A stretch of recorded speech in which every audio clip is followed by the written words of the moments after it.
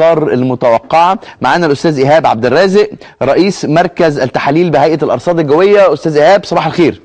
صباح الخير يا فندم، صباح النور. يا ريت حضرتك تطمنا على النوة الجديده اللي هتستمر 3 ايام دي في اسكندريه. هل كميه الامطار هتكون بنفس غزاره الامطار اللي كانت موجوده في الفتره الاخيره في النوة اللي فاتت؟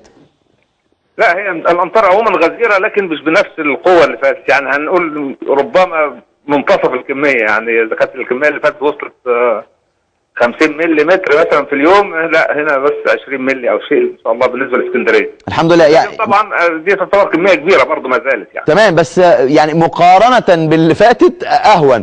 طيب يا ريت حضرتك تطمنا بقى على مصر بشكل عام كده. احنا حضرتك عارف ان طبعا في اماكن للسيول، بنتكلم بقى في شمال سيناء، بنتكلم في البحيره، شفنا الكوارث اللي كانت موجوده فيها كان شكلها عامل ازاي بسبب الامطار.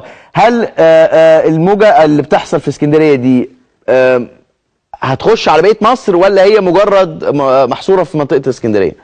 لا، هي هتخش بالفعل على بقيه المناطق الشماليه بوجه عام وعلى جنوب سيناء خاصه، لان المطر هيكون غزير على جنوب سيناء ومناطق سلاسل جبال البحر الاحمر. المناطق دي خاصه اللي هي المناطق الوعره اللي فيها جبال جنوب سيناء وسلاسل جبال البحر الاحمر، دي اللي بنحذر من حدوث السيول فيها، لان كميات المطر فيها غزيره بالفعل يعني. ده جنوب سيناء، ده هتبتدي من امتى يا استاذ ايهاب؟ يعني ان شاء الله من النهارده، تستمر النهارده وبكره، ذروتها النهارده وبكره ان شاء الله. يعني اهالينا في جنوب سيناء اللي بيتفرجوا علينا دلوقتي ياخدوا بالهم، يبعدوا عن مجرى اي سيل، يبعدوا عن الوديان اللي موجوده داخل الجبال، لان ممكن تتحول هذه الوديان الى مجرى سيل قاتل.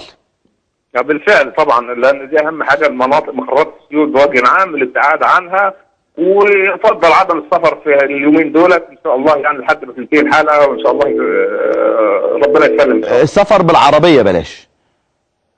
لا طبعا، يعني السفر بعربيه او بغيره طبعا. انا اصل احنا بندعم شرم الشيخ، فما يعني هو يومين يعني اجازوا فيهم بس الناس شويه، عشان موضوع السيل ده اللي ممكن يبقى الطريق غير امن اثناء الذهاب.